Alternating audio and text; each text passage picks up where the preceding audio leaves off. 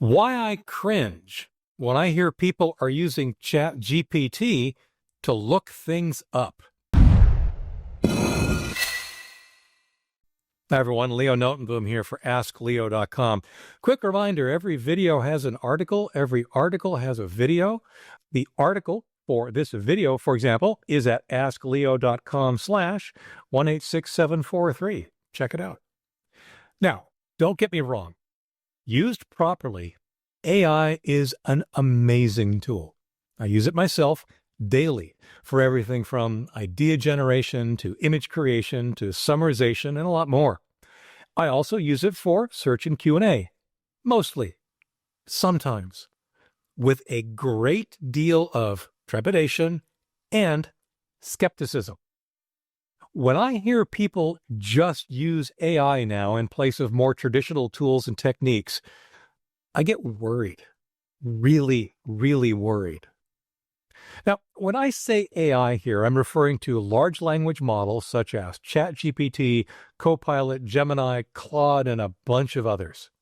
They're certainly artificial, but whether or not they're an intelligence is certainly up for debate, both technically and philosophically. To be clear, they don't think. As others have pointed out, they're really nothing more than glorified, immensely powerful autocomplete. The answers you get from AI are nothing more than the words that are most likely to follow the words in your question. There was no thought put into it, just a massive amount of statistical analysis. To quote, "Stop citing AI," responses from large language models like ChatGPT, Claude, or Gemini are not facts. They're predicting what words are most likely to come next in a sequence. They can produce convincing sounding information, but that information may not be accurate or reliable. Now, nonetheless, they are amazing. It does feel like they do a much better job sometimes of understanding my various statements and queries than a traditional search engine. A vague, poorly worded question that might baffle a traditional search, for example, can get spot-on results from an AI. However, understanding my question is completely different from answering it correctly. It's easy for us to evaluate what AI gives us and recognize and even be impressed with its ability to understand what we mean or realize that it completely misinterpreted us. It's nowhere near as easy to evaluate the response it gives us. Unless we're already familiar with the topic at hand, we really have no objective way to evaluate whether the answer is correct. That should scare you. One characteristic of AI that was identified very early on was the confidence it exhibited in its answers. It was almost humorous. AI was known for providing very confident and very wrong answers. Now, while its accuracy has certainly improved, the unwarranted confidence remains. If anything, it's taken on a new sheen of sycophancy. It not only provides answers with authority, but it does so in a way that plays to our egos. It still gives confident answers couched in terms that try to please or even suck up to whoever's asking it. Sometimes it's right. I might even say that most of the time it's right. And yet, it is still often wrong. Sometimes just a little, and sometimes very, very wrong. With its confidence and eagerness to please, it's too easy to just assume it's correct and skip any kind of verification. This is another reason misinformation spreads. We assume the source is correct when it's not. Now, I'm not saying not to use AI for questions or in place of search. I do it myself. But I use it to augment what I know, not replace it. For example, I ask AI tech questions all the time. Heck, it's not uncommon for me to just copy-paste a question that I've been asked into an AI. Perhaps because I couldn't understand the question and AI might, but mostly because it's a quick way to generate potential answers. I vet those potential answers. Now, because this is my area of expertise, I can weed out the right from the wrong, the pragmatic from the dangerous, and what's applicable from the totally irrelevant. If I need to, I can take what AI has provided and refine it with more queries, often in the AI, but also in the more traditional search way, often including the search on my site. This process often generates issues I wouldn't have thought of, or that I wouldn't have thought of as quickly. Now, if you're not familiar with the subject to begin with, it's terribly easy for AI to lead you astray. I've heard from too many people who've made a further mess of things simply by blindly following the, no doubt very confident, instructions provided by an AI chatbot. If you're going to use AI to research information and answer questions, you must remain skeptical of the information it provides. Ignore the confidence and be skeptical of the answer. Double check it.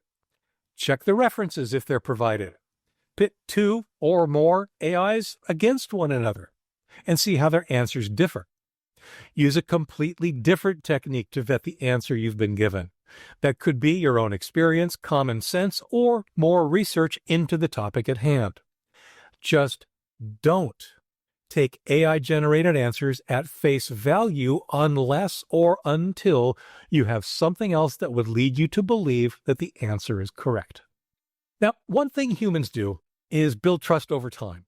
For example, if you've gotten an answer from me that turned out to be helpful, you're slightly more trusting of me the next time you have a question.